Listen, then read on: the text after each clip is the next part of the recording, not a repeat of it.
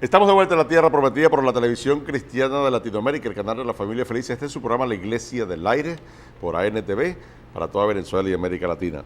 Estamos hoy tratando el tema saliendo del club de los perdedores. Queremos dar gloria a Dios por cada televidente, nos llaman mucha gente, los números aparecen en pantalla. Qué bueno que están ahí, qué bueno que el programa está teniendo acogida. Recuerden que este programa estamos al aire desde aproximadamente el año 2012, salimos por Atel, canal que existía en Maracaibo, que salía por DirecTV para toda Venezuela a la medianoche. Salimos por Atel. Luego, más reciente, entramos por DirecTV, canal 998, todavía nos mantenemos. Y recientemente estamos saliendo por ANTV.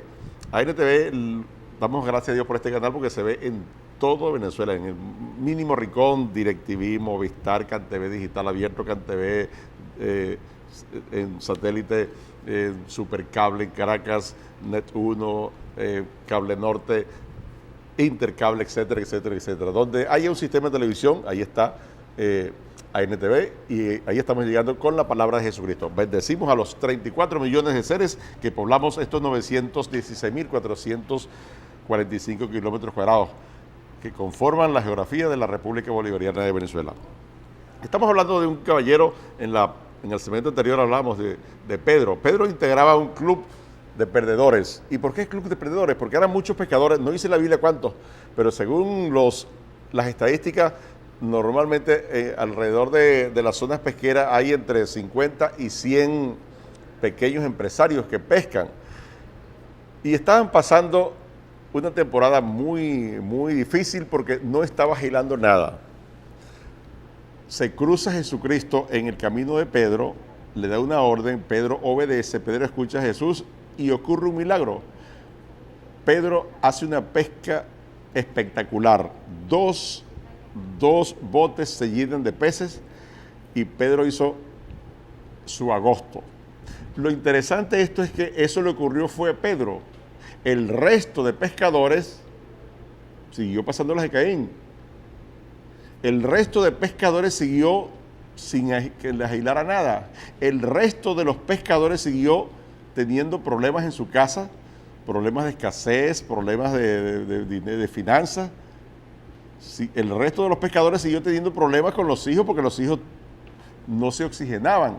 Pero Pedro solucionó su problema, Pedro sonrió, Pedro fue feliz, la esposa de Pedro estuvo muy feliz, la esposa de Pedro volvió a maquillarse porque había dinero para ir a la peluquería, Pedro volvió a transitar por las calles porque había gasolina, Pedro, en fin, la vida de Pedro cambió, ¿vale?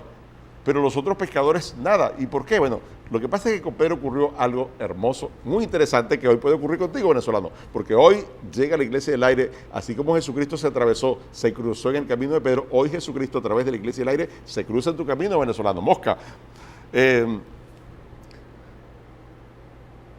Fíjense, Pedro y todos los pescadores tratando de solucionar su problema, comenzaron a pescar de noche. Los pescadores normalmente pescan de día, pero alguien les dijo por allá que de noche, bueno, como no estaba agilando de día, comenzaron a pescar de noche. Comenzaron a pescar de noche y tampoco no agilaba ni de día ni agilaba de noche. Un buen día está Pedro, pasó toda la noche pescando, no pescó nada. 7, 8 de la mañana está Pedro, bueno, recogiendo, lavando la malla, el chinchorro, la red, arreglando la canoa, frustrado, cansado, obstinado, malhumorado, pensando en las deudas, pensando que lo estaría esperando en su casa el cobrador o los cobradores, se le había vencido la cuota del carro, del apartamento, etc. Pedro, obstinable, limpio y obstinado. Pero escucha que a unos metros distante de donde él está un predicador. Está alguien con mucha gente alrededor, llamado Jesús de Nazaret. Pedro, en medio de su frustración, en medio de su tristeza, de su amargura, de su obstinación, escucha las palabras de Jesús y le llaman la atención. Palabras que le traen esperanza, les traen optimismo, les traen satisfacción. Y aun cuando Pedro sigue en sus calamidades financieras y en sus derrotas y en su amargura, aquellas palabras le suenan bonito. Y aquellas palabras están llenando su vida, palabras de esperanza, qué bueno, ¿vale? Pedro está cambiando, aun cuando sigue sin dinero, su rostro le está cambiando por las palabras hermosas, bonitas, poderosas y transformadoras de Jesús. Y más sorprendido se queda cuando Jesús se dirige a él y le dice, oiga, Señor, ¿me puede hacer el favor de prestarme su bote? Porque hay mucha gente y quiero usar su bote como una especie de tarima, aprovechando el viento para que la gente me escuche mejor.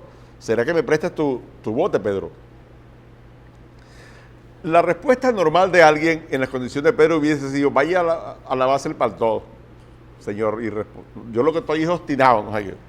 Limpio, sin real, que es lo mismo, cansado, obstinado, no he pescado nada, toda la vida pescando de día no me agiló nada, ahora me dijeron que si pescaba de noche me iba a agilar, tampoco me agiló nada, y ahora vienes tú, predicador, a que yo te preste mi canoa, mi bote, no, váyase.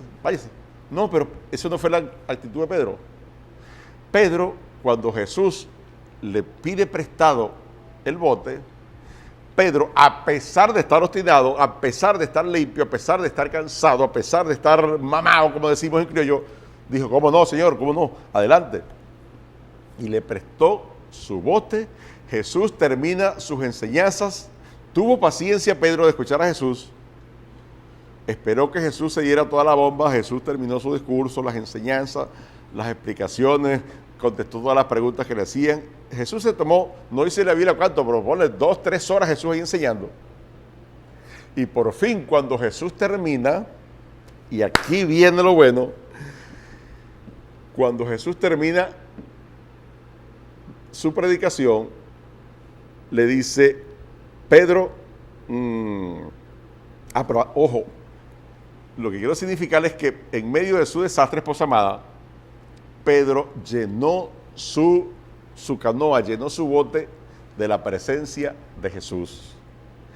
Llenó su propiedad, llenó su activo, llenó su instrumento de trabajo, lo prestó para que la presencia de Dios se hiciera tangible.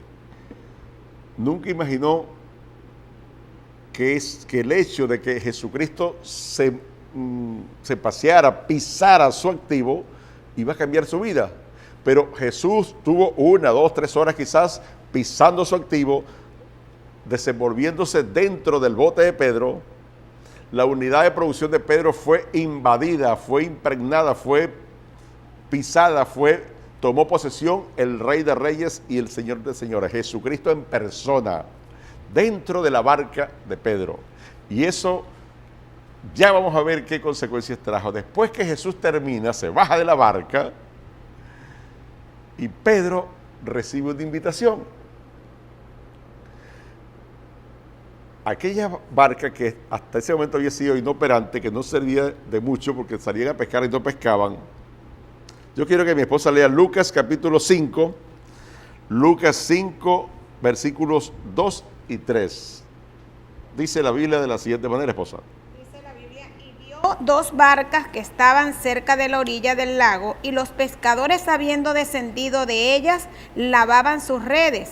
Y entrando en una de aquellas barcas, la cual era de Simón, le rogó que se la apartase de tierra un poco, y sentándose enseñaba desde la barca a la multitud. Gracias, esposa. Después que Jesús termina de enseñar, le hace una invitación medio rara a Pedro. Le pide un esfuerzo extra.